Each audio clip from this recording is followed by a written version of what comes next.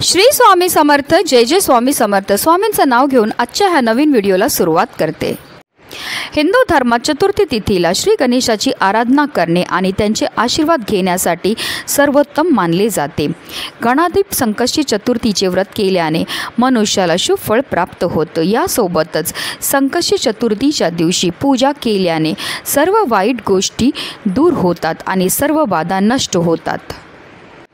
कार्तिक महिन्यातील कृष्ण पक्षातील चतुर्थी तिथी 18 नोव्हेंबरला संध्याकाळी 6:55 सुरू होईल, जी दुसऱ्या दिवशी म्हणजेच 19 नोव्हेंबरला संध्याकाळी 5:28 समाप्त होईल आणि उदय तिथीनुसार 18 नोव्हेंबरला गणाधिप संकष्टी चतुर्थीचे व्रत हे पाळले जाणार आहे। या दिवशी संध्याकाळी चंद्राला अर्घ्य दिला जातो, चंद्राची पूजा केली जाते आणि संध्याकाळी चंद्रोदय जो आहे तो 7:16 होणार आहे। नारद पुराणानुसार संकष्टी चतुर्थीच्या दिवशी संपूर्ण दिवस उपवास करावा। संकष्टी चतुर्थीच्या दिवशी घरामध्ये पूजा केल्याने नकारात्मक प्रभाव दूर होतात। एवढंच नाही तर पूजेने घरात सुख शांती येते, घरातील सर्व अडचणी दूर होतात, भक्तांच्या सर्व मनोकामनासुद्धा पूर्ण होतात।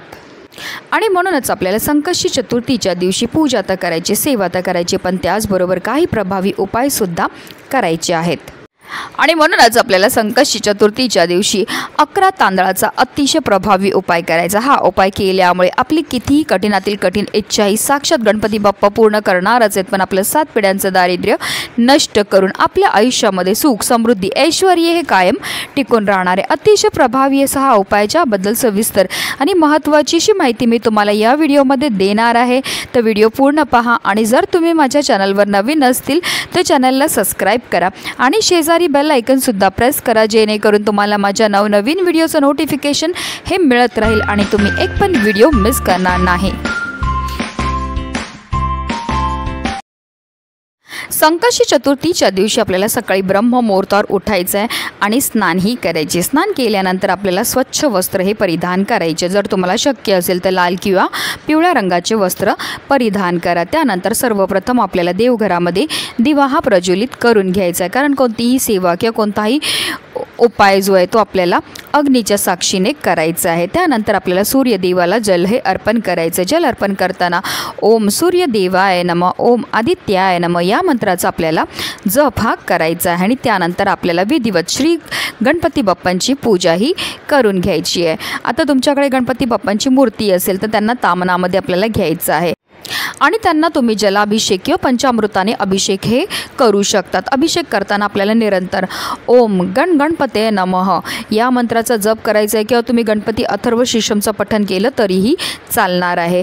आता हे जे तीर्थ आहे ते आवर्जून आपल्याला आपल्या मुलांना प्यायला द्यायचं। असं केल्यामुळे आपल्या मुलांच्या बुद्धीमध्ये वाढ होती। त्यानंतर आपल्याला गणपती बाप्पांच्या मूर्तीला स्वच्छ पुसून पुन्हा त्यांच्या स्थानावर ठेवायचे। त्यांना हळद कुंकू अक्षदा अर्पण करून घ्यायचे आहेत। त्याचबरोबर त्यांना जास्वंदाचं फूल अतिशय प्रिय ते अर्पण करायचं आहे।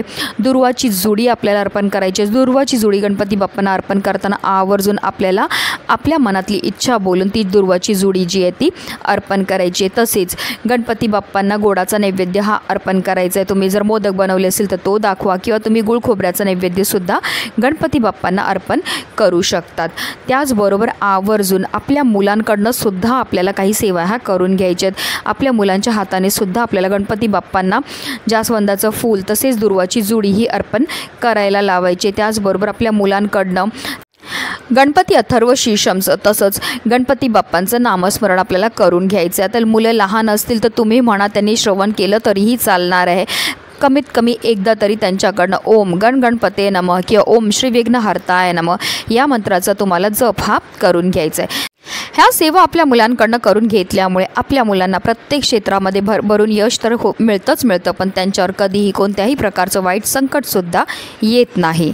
संध्याकाळी चंद्रोदय झाल्यावर आपल्याला चंद्राला जल अर्पण करायचं आहे आणि त्यानंतरच आपल्याला व्रत जे आहे ते सोडायचं आहे। अशा रीतीने आपल्याला पूजा ही करून घ्यायची आहे। सगळ्यात पहिला उपाय जो आहे तो आपण सकाळपासून संध्याकाळपर्यंत कधीही करू शकता। ज्या मुलांच्या विवाह जुळण्यामध्ये समस्या येतात, कुंडलीमध्ये काही दोष असतात, त्यामुळे विवाह जुळत नाही किंवा जुळलेला विवाहसुद्धा तुटतो, तर अशा मुलांकरता आवर्जून हा उपाय जो आहे तो करायचा आहे। ह्या उपायाकरता आपल्याला 11 अक्षदा ह्या लागणार आहेत। तर आपण अक्षदा कशा तयार करायची, एक प्लेट घ्यायची, त्यामध्ये 11 अखंड आपल्याला तांदूळ घ्यायचे आणि त्यामध्ये थोडीशी हळद आणि कुंकू टाकून आपल्याला त्याला लाल पिवळं करून घ्यायचं आहे। तर ह्या 11 अक्षदा घेऊन आपल्याला जायचं 11 लोकांच्या घरी।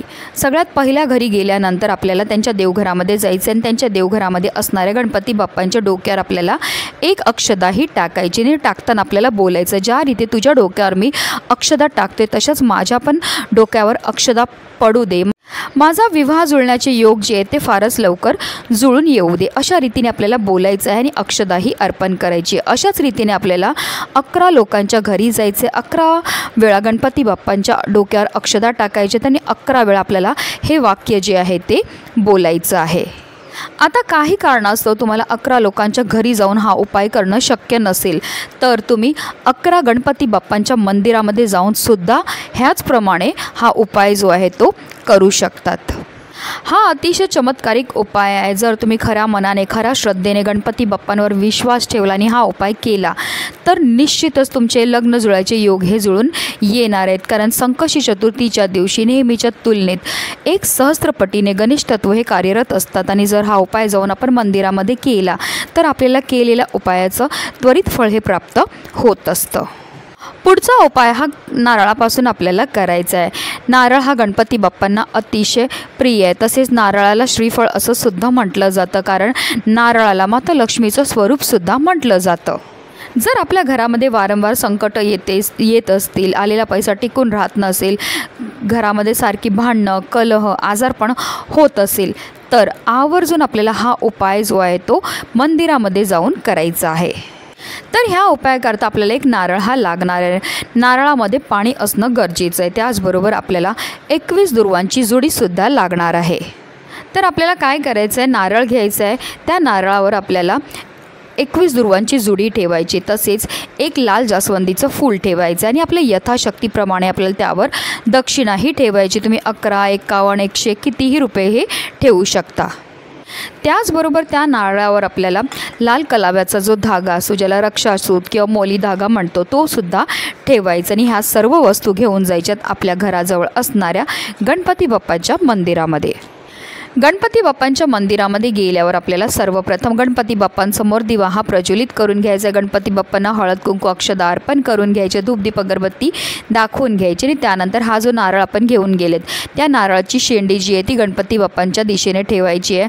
त्या नारळावर आपल्याला 21 दुर्वांची जुडी ठेवायची, लाल जास्वंदीचं फूल ठेवायचं आहे, आपल्या यथाशक्तीप्रमाणे दक्षिणा ठेवायच्यात आणि लाल कलाव्याचा धागा ठेवायचा आणि त्यानंतर आपल्या मनातली इच्छा बोलून आपल्याला हा इच्छापूर्ती नारळ जो आहे तो गणपती बाप्पांच्या चरणावर अर्पण करायचा। अतिशय चमत्कारिक असा हा उपाय केल्यामुळे आपली कितीही कठीणातील कठीण इच्छा ही साक्षात गणपती बाप्पा पूर्ण करतात। म्हणूनच व्हिडिओ जास्तीत जास्त लोकांपर्यंत शेअर करा, जेणेकरून प्रत्येकाच्या आयुष्याचं कल्याण हो हीच मनामध्ये इच्छा। श्री स्वामी समर्थ, जय जय स्वामी समर्थ।